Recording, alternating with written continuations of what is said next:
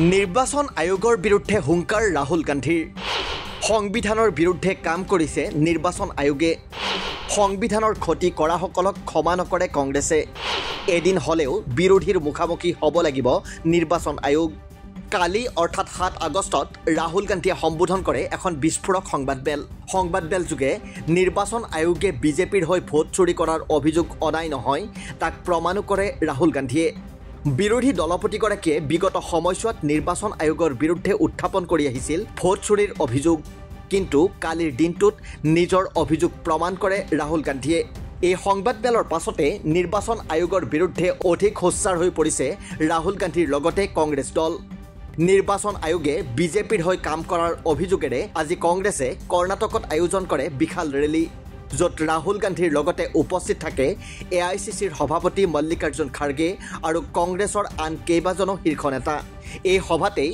নিৰ্বাচন আয়োগৰ বিৰুদ্ধে আকৌ এবাৰ গৰজি উঠে লোকসভাৰ বিৰোধী দলপতি ৰাহুল গান্ধী বিজেপিৰ হৈ কেনেকৈ ভোট চুৰি কৰিছিল নিৰ্বাচন আয়োগে নিৰ্বাচনক লৈ কংগ্ৰেছৰ মাজত কিয় সৃষ্টি হৈছিল সন্দেহ ৰাহুল গান্ধীৰ ভাষ্য অনুসৰি মধ্যপ্ৰদেশ ছত্তীশগড়ৰ নিৰ্বাচনৰ পাছতে নিৰ্বাচন আয়োগৰ ওপৰত সন্দেহ হৈছিল কংগ্ৰেছৰ কিন্তু মহাৰাষ্ট্ৰৰ নিৰ্বাচনত পোৱা গৈছিল তাৰ প্ৰমাণ ৰাহুল গান্ধীয়ে কয় যে লোকসভাত ইণ্ডিয়া মৰ্চাই মহাৰাষ্ট্ৰত বিজয় লাভ কৰাৰ 4 মাহ পাছত বিধানসভা নিৰ্বাচনত পৰাস্ত হয় ৰাহুল গান্ধীৰ তথ্য অনুসৰি বিধানসভা নিৰ্বাচনত মহাৰাষ্ট্ৰত সংযুক্ত হৈছিল 1 কোটি নতুন ভোটাৰ जिए भोट दी शासनলৈ আনিছিল বিজেপি पिछले चुनाव में हमारे सामने एक सवाल उठा ಕಳೆದ ಚುನಾವಣೆಯಲ್ಲಿ ನಮ್ಮೆಲ್ಲರ ಮುಂದೆ ಒಂದು ಪ್ರಶ್ನೆ ಉದ್ಭವಿಸಿತು लोकसभा का चुनाव हुआ उसके बाद महाराष्ट्र का चुनाव होता है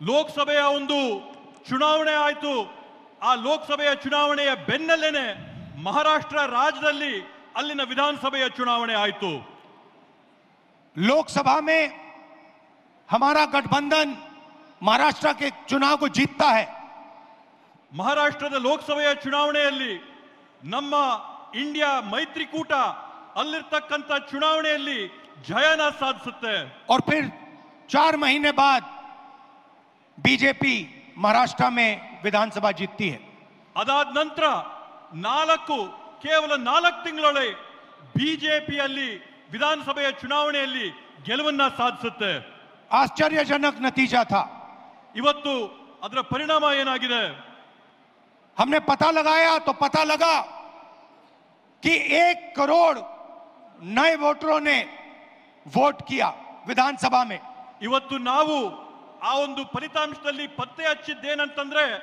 ವಿಧಾನಸಭೆಯ ಚುನಾವಣೆಯಲ್ಲಿ ಹೊಸದಾಗಿ 1 ಕೋಟಿ ಜನ मतदान ಮಾಡಿದ್ದಾರೆ ಅಂತ ಹೇಳಿ 1 करोड़ नए लोग जिन्होंने लोकसभा में अपना वोट नहीं डाला था जादू से ये विधानसभा में वोट डालने निकल आए 1 ಕೋಟಿ ಜನ ಲೋಕಸಭೆಯ ಚುನಾವಣೆಯಲ್ಲಿ ಯಾರು ಮತ ಹಾಕಿರಲಿಲ್ವೋ ಆ ಜನ 1 ಕೋಟಿ ಜನ ಹೊಸದಾಗಿ ಮಹಾರಾಷ್ಟ್ರದಲ್ಲಿ ನಡೆದಂತ ವಿಧಾನ ಪರಿಷತ್ತಿನ ಚುನಾವಣೆಯಲ್ಲಿ मतदान ಮಾಡಿರತಕ್ಕಂತದ್ದನ್ನ ನಾವು ಗಮನಿಸಿದ್ದೇವೆ और जहां भी ये नए वोटर आए वहां पर बीजेपी चुनाव जीती ಅದರ ನೇರವಾದಂತ ಪ್ರತಿಫಲ ಏನಾಗುತ್ತೆ ಅಂತಂದ್ರೆ ಆ ಚುನಾವಣೆಯಲ್ಲಿ ಬಿಜೆಪಿ ಪಕ್ಷ ಜಯನ ಸಾಧಿಸುತ್ತೆ हमारे गठबंधन के वोट कम नहीं हुए ನಮ್ಮ ಒಂದು ಮೈತ್ರಿಯ ಫಲಿತಾಂಶದಲ್ಲಿ ನಮ್ಮ ಮತಗಳ ಸಂಖ್ಯೆಯಲ್ಲಿ ಯಾವುದೇ ಒಂದು ಚೂರು ಕೂಡ ಕಡಿಮೆ ಆಗಿಲ್ಲ जितने हमें लोकसभा में मिले उतने ही हमें विधानसभा में मिले ನಮಗೆ ಲೋಕಸಭೆಯ ಚುನಾವಣೆಯಲ್ಲಿ ಎಷ್ಟು ಮತಗಳು ನಮಗೆ ಸಿಕ್ಕಿತ್ತು ವಿಧಾನಸಭೆಯ ಚುನಾವಣೆಯಲ್ಲಿ ಕೂಡ ನಮಗೆ ಅಷ್ಟೇ ಮತ ಸಿಕ್ತು और सारे के सारे जो वोटर बढ़ाए गए वो बीजेपी के खाते में गए ಆದ್ರೆ ಹೊಸದಾಗಿ ಏನು ಮತಗಳನ್ನ ಪಟ್ಟಿಗೆ ಸೇರಿಸಿದ್ರು ಆ ಎಲ್ಲ ಮತಗಳು ಕೂಡ ಬಿಜೆಪಿ ಪಕ್ಷದ ತೆಕ್ಕೆಗೆ ಹೋದಂತಾಗಿದೆ उस दिन हमने डिसाइड किया कि कुछ ना कुछ दाल में काला है ಆವತ್ತು ನಾವು ತೀರ್ಮಾನ ಮಾಡಿದ್ವಿ ಈ ಒಂದು ಚುನಾವಣೆಯ ಪ್ರಕ್ರಿಯೆಯಲ್ಲಿ ಏನೋ ಒಂದು ಸಂದೇಹಾಸ್ಪದವಾದಂತ ವಿಷಯ নিৰ্বাচনত ভোট চুৰিৰ উমান পাই নিৰ্বাচন আয়োগৰ ওচৰত ডিজিটেল ভোটাৰ লিষ্ট বিচাৰি যায় কংগ্ৰেছে কিন্তু এই ক্ষেত্ৰত ডিজিটেল ভোটাৰ লিষ্ট দিয়াৰ পৰা বিৰত থাকে নিৰ্বাচন আয়োগ ৰাহুল গান্ধীৰ অভিযোগ ডিজিটেল ভোটাৰ লিষ্ট দিলে 100কৈও অধিক সমষ্টিত ধৰা পৰিব ভুৱা ভোটাৰ কিন্তু ডিজিটেল ভোটাৰ লিষ্ট নোপোৱাত বেংগালুৰু চেণ্ট্ৰেল লোকসভা সমষ্টিৰ মহাদেৱপুৰা বিধানসভা সমষ্টিত ভোট চুৰিৰ প্ৰমাণ বিচাৰে কংগ্ৰেছে। ৰাহুল গান্ধীৰ মতে এই সমষ্টিটোত 6,05,000 ভোটাৰৰ মাজত 1,250 জনেই ওলাইছে ভুৱা ভোটাৰ, অৰ্থাৎ সমষ্টিটোৰ প্ৰতি 6 জনৰ ভিতৰত এজন ভোটাৰেই ভুৱা। ৰাহুল গান্ধীয়ে কয় যে 5 প্ৰকাৰে ভোট চুৰিত লিপ্ত হৈছে নিৰ্বাচন আয়োগ। কংগ্ৰেছ নেতাগৰাকীৰ মতে কেৱল মহাদেৱপুৰাত আছে 11,965 গৰাকী ভুৱা ভোটাৰ, 40,009 গৰাকীক অন্তৰ্ভুক্ত কৰা হৈছে ভুৱা পৰিচয়ত। এটা ঠিকনাৰ পৰাই অন্তৰ্ভুক্ত কৰা হৈছে 11,452 জনক। অবৈধ ফটোৰে অন্তৰ্ভুক্ত কৰা হৈছে 4,132 গৰাকীক। 33,692 গৰাকীৰ লগত কৰা হৈছে ফৰ্ম 6ৰ ভুল ব্যৱহাৰ। 5 तरीके से चोरी की गई है। 5 ವಿಧಗಳಲ್ಲಿ ಈ ಮತಗಳ ಕಳ್ಳತನ ಆಗಿದೆ। डुप्लीकेट वोटर मतलब एक वोटर अनेक बार वोटिंग कर रहा है। ದ್ವಿಪ್ರತಿಯ ಮತದಾರರ ಏನು ಪಟ್ಟಿ ಇರ್ತದೆ ಅದರಲ್ಲಿ ಒಬ್ಬ ಮತದಾರ ಹಲವಾರು ಬಾರಿ ಅವರ ಹೆಸರುಗಳು ಮತಪಟ್ಟಿಯಲ್ಲಿ ಬರ್ತಾರೆ। 4 अलग अलग पोलिंग बूथ में वोट डाल रहा है, 5-6 अलग पोलिंग बूथ में वोट डाल रहा है। 4-5 ಮತಗಟ್ಟೆಗಳಲ್ಲಿ ಅವನು ಹೋಗಿ ಮತದಾನ ಮಾಡಿ ಬರ್ತಾ ಇದ್ದಾನೆ। ऐसे तकरीबन 12,000 वोटर हैं। ಈ ರೀತಿಯಾದಂತದ್ದು ಸರಿಸಮಾನವಾಗಿ 12,000 ಮತಗಳು ಇವತ್ತು ನಾವು ಕಂಡಿದ್ದೇವೆ।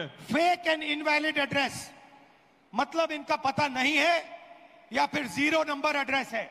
ನಕಲಿಯಾದಂತ ವಿಳಾಸಗಳಲ್ಲಿ ಅವರ ವಿಳಾಸ ಸಿಗದೇ ಇದ್ದಂತವರು ಈ ಪಟ್ಟಿಗಳಲ್ಲಿದ್ದಾರೆ। तकरीबन 40,000 ऐसे वोट हैं। ಹತ್ತತ್ರ 40,000 ಈ ರೀತಿಯಾಗಿ ವಿಳಾಸ ಸಿಗದೇ ಇದ್ದಂತ ಮತದಾರರು ನಾವು ಗುರುತಿಸಿದ್ದೇವೆ। बल्क वोटर एक एड्रेस में ಒಂದೇ ವಿಳಾಸದಲ್ಲಿ ದೊಡ್ಡ ಸಂಖ್ಯೆಯಲ್ಲಿ ಮತದಾರರ ನೋಂದಣಿಯಾಗಿರ್ತಕ್ಕಂಥದ್ದನ್ನ ನಾವು ಗುರುತಿಡಿದ್ದೇವೆ। एक बेडरूम का घर है और उसमें 40-50 लोग रहते हैं। ಒಂದೇ ಒಂದು ಕೊಠಡಿಯ ಮನೆ ಇದೆ, ಆ ಒಂದು ಕೊಠಡಿಯ ಮನೆಯಲ್ಲಿ 40, 50, 80 ಜನ ವಾಸ ಇದ್ದಾರೆ। और जब उनको वहां हम ढूंढने जाते हैं वहां पे कोई नहीं है। ಅಲ್ಲಿ ನಾವು ನಮ್ಮ ಜನನ ಕಳಿಸಿದಂತ ಸಂದರ್ಭದಲ್ಲಿ, ಅಲ್ಲಿ ನಾವು ಪರೀಕ್ಷೆ ಮಾಡಿದಂತ ಸಂದರ್ಭದಲ್ಲಿ ಅಲ್ಲಿ ನಮ್ಗೆ ಯಾರು ಕೂಡ ಸಿಗ್ಲಿಲ್ಲ। और घर का मालिक बीजेपी का लीडर। ಅಲ್ಲಿ ಯಾರಿದಾರಂತಂದ್ರೆ ಅಲ್ಲಿರ್ತಕ್ಕಂಥದ್ದು ಬಿಜೆಪಿ ಪಕ್ಷದ ಒಬ್ಬ ನಾಯಕ। इनवैलिड फोटोज 4,000 वोट जिसमें फोटो है ही नहीं या इतनी छोटी फोटो है कि दिखाई नहीं देती। ಕೆಲವೊಂದು ಮತದಾರರ ಗುರುತಿನ ಚೀಟಿಯಲ್ಲಿ ಮತದಾರರ ಭಾವಚಿತ್ರನೇ ಸಿಕ್ಕಲ್ಲ। 4,000 ಈ ರೀತಿಯಾದಂತಹ ಪ್ರಕರಣಗಳನ್ನ ನಾವು ನೋಡಿದ್ದೇವೆ। और 34,000 तकरीबन 34,000 वोट जहां फॉर्म 6 को मिसयूज किया गया है। ಮತ್ತೆ ಅದರ ಜೊತೆಗೆ ವಿಶೇಷವಾಗಿ ಸುಮಾರು 32,000 ಪ್ರಕರಣಗಳಲ್ಲಿ ಮತದಾರರ ಪಟ್ಟಿಯಲ್ಲಿ ನಮೂನೆ 6ರಲ್ಲಿ ಏನು ನೂತನವಾಗಿ ಮತನ ಹಾಕೋಬೇಕೋ ಅದರಲ್ಲಿ ನಾವು ಅವ್ಯವಹಾರ ಕಂಡಿದ್ದೇವೆ। फॉर्म 6 फर्स्ट टाइम वोटर्स के लिए होती है। ನಮೂನೆ 6 ಏನಿರುತ್ತೆ ಚುನಾವಣೆಯ ಪ್ರಕ್ರಿಯೆಯಲ್ಲಿ ಅದು ನೂತನವಾಗಿ ಮತದಾನ ಮಾಡೋರ್ಗೋಸ್ಕರ ಮೀಸಲು ಮಾಡಿರ್ತಕ್ಕಂಥ ನಮೂನೆ। 34,000 ऐसे लोग हैं जिनकी आयु किसी की 90 साल, किसी की 80, 81, 82।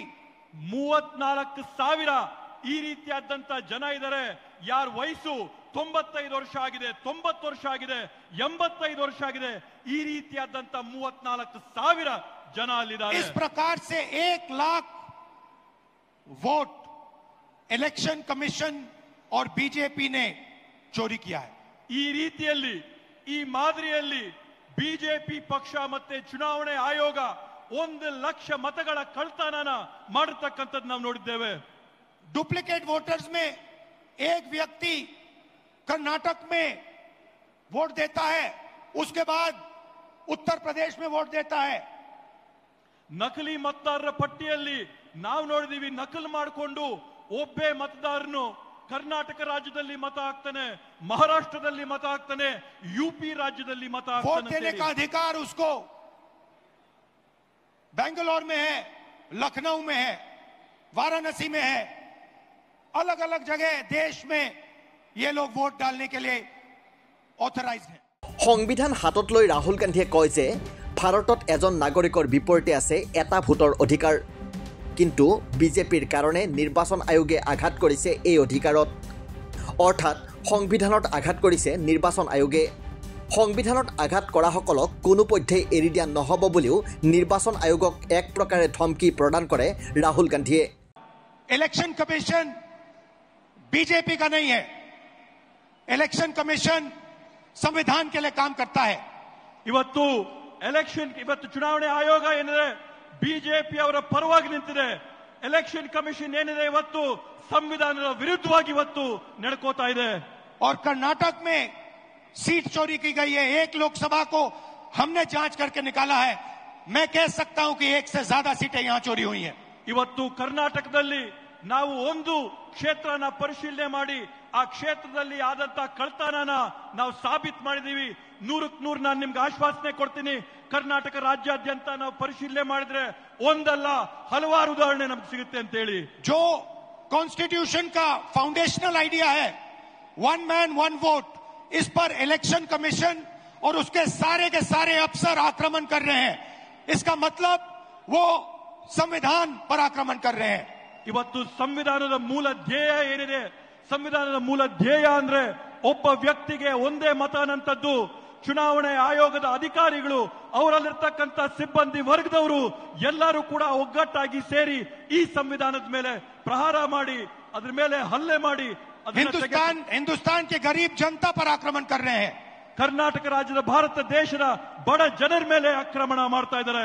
और मैं उनसे कहना चाहता हूं, अगर आप सोच रहे हो कि आप इस पर आक्रमण करके बचोगे तो फिर से सोचो। ನಾನು ಅವರೆಲ್ಲರಿಗೂ ಕೂಡ ಸ್ಪಷ್ಟವಾಗಿ ಒಂದು ಮಾತಾಡಕ್ಕೆ ಬಯಸ್ತೇನೆ. ನೀವು ಈ ಸಂವಿಧಾನದ ಮೇಲೆ ಪ್ರಹಾರ ಮಾಡಿ ನೀವು ಯಶಸ್ವಿ ಆಗ್ತೀರಾ ಅಂತಂದ್ರೆ ತಾವು ಮತ್ತೊಮ್ಮೆ ಆಲೋಚನೆ ಮಾಡಬೇಕು ಅಂತ ಒಂದು ವಾರ್ನಿಂಗ್ ನಿಮಗೆ ಕೊಡ್ತೀನಿ. टाइम लगेगा मगर हम आपको पकड़ेंगे। ಸಮಯ ಬರುತ್ತೆ, ಆದ್ರೆ ನಿಮ್ಗೆ ತಕ್ಕದಂತ ಪಾಠನ ಕಲಿಸ್ತೀವಿ. एक करके पकड़ेंगे, ಒಬ್ಬೊಬ್ಬರನ್ನ ಹುಡುಕಿ ನಿಮಗೆ ಪಾಠ ಕಲಿಸ್ತೀವಿ. मेरी बात याद रखना। ৰাহুল গান্ধীয়ে আজি কৰ্ণাটকত কয় যে মাত্ৰ 25খন আসনৰ ব্যৱধানত প্ৰধানমন্ত্ৰী হৈ আছে নৰেন্দ্ৰ মোদী আৰু যোৱা লোকসভা নিৰ্বাচনত 25খন আসনত বিজেপিৰ জয়ৰ ব্যৱধান আছিল 25,000ৰো কম। অৰ্থাৎ ভোট চুৰি কৰি প্ৰধানমন্ত্ৰী হৈছে নৰেন্দ্ৰ মোদী। ৰাহুল গান্ধীয়ে কয় যে ডিজিটেল ভোটাৰ লিষ্ট প্ৰদান কৰিলে মধ্যপ্ৰদেশ, ৰাজস্থান, বিহাৰ সকলোতে স্পষ্ট হৈ পৰিব ভোট চুৰি। কিন্তু নিৰ্বাচন আয়োগে তথ্য দিয়াৰ সলনি বন্ধ কৰি দিছে নিজৰ ৱেবছাইট। নিৰ্বাচন আয়োগক এই সন্দৰ্ভত দেশবাসীয়ে প্ৰশ্ন কৰিব লাগে বুলিও মন্তব্য কৰে ৰাহুল গান্ধীয়ে। উল্লেখনীয়ভাৱে বিগত 24 ঘণ্টাত নিৰ্বাচন আয়োগৰ বিৰুদ্ধে দুবাৰ ৰাজহুৱাকৈ অভিযোগ উত্থাপন কৰে ৰাহুল গান্ধীয়ে। কেৱল অভিযোগেই নহয়, তাক প্ৰমাণ কৰি নিৰ্বাচন আয়োগক প্ৰত্যাহ্বান জনায় ৰাহুল গান্ধীয়ে। কিন্তু এই ক্ষেত্ৰত নিৰ্বাচন আয়োগে এতিয়ালৈ প্ৰকাশ কৰা নাই কোনো আনুষ্ঠানিক প্ৰতিক্ৰিয়া, যিয়ে নিশ্চিতভাৱে সন্দেহৰ মাজলৈ ঠেলি দিছে দেশৰ নিৰ্বাচনী ব্যৱস্থাক। নিউজ ডেস্ক ৰিপৰ্ট, দি ক্ৰছ কাৰেণ্ট।